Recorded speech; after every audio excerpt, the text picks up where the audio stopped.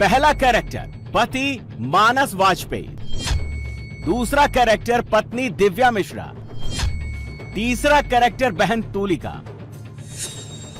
पति मानस ने 12 बजे पत्नी दिव्या को ऑफिस से बाहर बुलाया और 2 गोली मारी।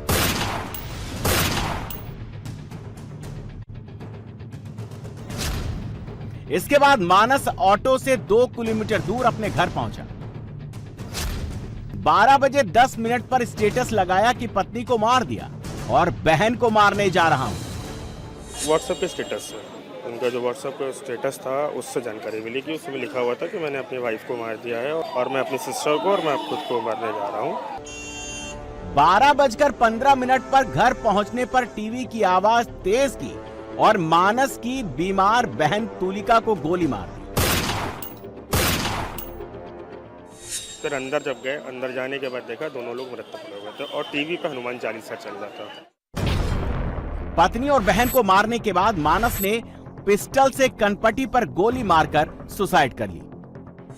पिस्टल एक उनके सीने पर रखी हुई थी। मानस के? हाँ। मानस ने अपनी गोली क्या कनपटी में मारी? जी, कनपटी पे गोली लगी हुई थी। और सिस्टर को गोली कहाँ मारी? उनकी भी वहीं पे लगी हुई थी। 15 मिनट में पूरा परिवार खत्म हो गया। पति, पत्नी, बहन तीनों मर गए।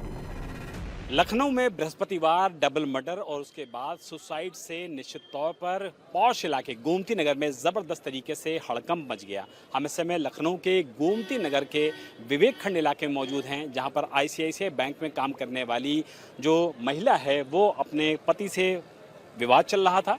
पति मानस वाजपेयी बाहर आता है, दिव्या मिश्रा को बाहर बुलाता है और बाहर बुला करके वो गोली मार देता है और उसके बाद पता लगता है कि वो वापस अपने घर पहुंचता है, अपनी बहन तुलिका को गोली मारता है और उसके बाद खुदकुशी कर लेता है, खुद को भी गोली मार लेता है। और उसके बाद इस पूरे मामले में निश्चित तौर पर हड़कंप मच चुका है। लखनऊ पुलिस के मुताबिक पति और पत्नी के बीच में जो संबंध थे वो अच्छे नहीं थे, काफ़ी गड़बड़ संबंध चल रहे थे, दोनों अलग अलग भी रह रहे थे।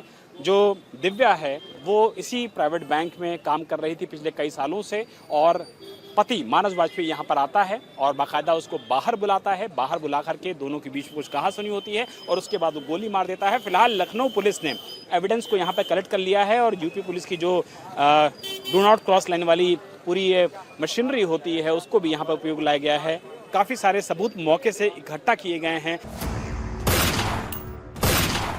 लखनऊ में 4 गोलियां चली और पूरे शहर में सन्नाटा पसर गया। कोई भी समझ नहीं सका आखिर ऐसा क्या हुआ। एक पति ने पहले पत्नी को मारा, फिर अपनी सगी बहन का कत्ल कर दिया।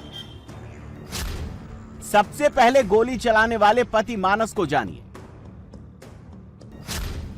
मानस वाजपेयी एसबीआई की इंजीनियरिंग कॉलेज ब्रांच में फील्ड अफसर था। मानस के माता पिता की मौत हो चुकी और वो अपनी बीमार बहन तुलिका के साथ रहता था। मानस कोई क्रिमिनल नहीं था, बैंक में काम करता था, पढ़ा लिखा था। अभी तक कोई पुलिस रिकॉर्ड नहीं मिला। लोगों की माने तो मानस हंसमुख शख्स था। मानस वाजपेयी विवेक खंड से पहुंचते हैं होसड़िया के इस इलाके में और आप फर्स्ट फ्लोर का जो इलाका देख रहे हैं, फर्स्ट फ्लोर के इलाके में मानस वाजपेयी अपनी बहन के साथ रह रहे थे और जो नीचे की ईटिंग पॉइंट आप देख रहे हैं, इस ईटिंग पॉइंट में फिलहाल किराए पे दे रखा गया था। मानस वाजपेयी और उसके परिवार ने किराए पे दे रखा था। यहाँ पर अब फिलहाल देखिए जो स्थिति है वो ये है कि पुलिस ने जो डू नॉट क्रॉस लाइन का बोर्ड है वो फिलहाल लगा रखा है और अंदर जाने की किसी को परमिशन नहीं है। लेकिन जो हत्याकांड है और उसके बाद सुसाइड है उसको फर्स्ट फ्लोर पर मानस वाजपेयी ने अंजाम दिया है। हम मानस वाजपेयी के इस समय घर के ठीक बगल में उनके पड़ोसी अंकुर के साथ मौजूद हैं। अंकुर भाई, सबसे पहले तो आपसे जानना चाहूँगा, मानस को कब से आप जानते थे और कब से आप लोग यहाँ साथ में रह रहे थे? लगभग हम उनको 14-15 साल से जानते हैं और हमारे काफ़ी अच्छे टर्म्स थे। उनके पिताजी से जो कि अब नहीं रहे। घर इनका ही है? घर इन्हीं का ही है। कभी देख के लगा था जब आखिरी बार मिले थे कि इतनी बुरी पीड़ा में है कोई आदमी कि अपनी बहन को गोली मारेगा, अपनी पत्नी को गोली मारेगा और खुद भी खुदकुशी कर लेगा? जब कभी आते तो हमेशा हंस बोल के, बाबूजी हमेशा अच्छे से हंसमुख होकर बोलते थे। कभी एक आम इंसान का अच्छा नेचर वाला इंसान होता है। एग्जैक्टली, कभी उन्होंने उस तरह से नहीं बोला कि अपना दुख उन्होंने कभी सामने शो ऑफ नहीं करने दिया, अपने आप को हमेशा हंसते हुए बोला। मानस की आईसीआईसीआई बैंक में असिस्टेंट मैनेजर दिव्या मिश्रा से 12 साल पहले शादी हुई थी। दोनों हंसी खुशी रह रहे थे। लेकिन फिर दोनों के बीच रिश्ते बिगड़ते चले गए। दोनों के बच्चे भी नहीं थे। इस बीच मानस की बहन तुलिका भी बीमार रहने लगी। पिछले 3 साल से वो डिप्रेशन में थी और इस दौरान मानस और दिव्या के रिश्ते बिगड़ते चले गए। पूरे मामले में पुलिस के हाथ अभी ये जानकारी लगी है कि दोनों के बीच में जो संबंध थे वो अच्छे नहीं थे। दोनों अलग अलग रह रहे थे। दोनों के बारे में बताया जा रहा है कि दोनों ही बैंक में काम करते थे, लेकिन संबंध इतने ज़्यादा कैसे खराब हो गए कि उसने अपनी पत्नी की हत्या की, बहन की हत्या की और उसके बाद खुदकुशी खुद भी कर ली। इस पूरे मामले में लखनऊ पुलिस का इन्वेस्टिगेशन शुरू हो चुका है। प्रथम दृष्टया ये बताया जा रहा है कि दोनों के बीच में संबंध अच्छे नहीं थे, आपसी मनमुटाव था, दोनों अलग अलग रह रहे थे। लेकिन ट्रिगर ऑफ द मोमेंट ऐसा आज क्या होता है कि बेरहमी से पहले मानस 2 लोगों की हत्या करता है, जिसमें उसकी पत्नी और बहन शामिल होती है, और उसके बाद खुदकुशी भी वो कर लेता है। इस पूरे मामले का इन्वेस्टिगेशन लखनऊ पुलिस कर रही है, लेकिन दिन दहाड़े पहले डबल मर्डर और सुसाइड की सूचना के बाद लखनऊ में फिलहाल हड़कंप का माहौल है। 1 साल पहले दिव्या मानस से अलग रहने लगी, आलमबाग में शिफ्ट हो गई और दिव्या ने फैमिली कोर्ट में मानस से तलाक की अर्जी दाखिल कर दी, जबकि मानस अपनी बहन के साथ गोमती नगर में रहता था। लेकिन सबसे बड़ा सवाल है, जो मानस और दिव्या 12 साल से साथ रह रहे थे, जिन्होंने अपनी मर्जी से अलग होने का फैसला भी कर लिया था, लेकिन फिर ऐसा क्या हुआ कि मानस ने इतना बड़ा कदम उठा लिया। बताया जा रहा है कि मानस दोपहर में कार से पत्नी दिव्या के ऑफिस पहुंचा और पहले ही घात लगाकर खड़ा था। पत्नी दिव्या पहले से ही किसी क्लाइंट से मिलने बाहर आई थी और जैसे ही दिव्या ऑफिस के अंदर जाने लगी तो मानस ने कहा कि उसे बात करनी है। इसके बाद जैसे ही दिव्या उसके पास आई, अचानक से मानस ने दिव्या पर फायरिंग कर दी। गोली लगते ही दिव्या लहूलुहान होकर जमीन पर गिर पड़ी। आसपास के लोग फायरिंग की आवाज सुनकर दौड़े।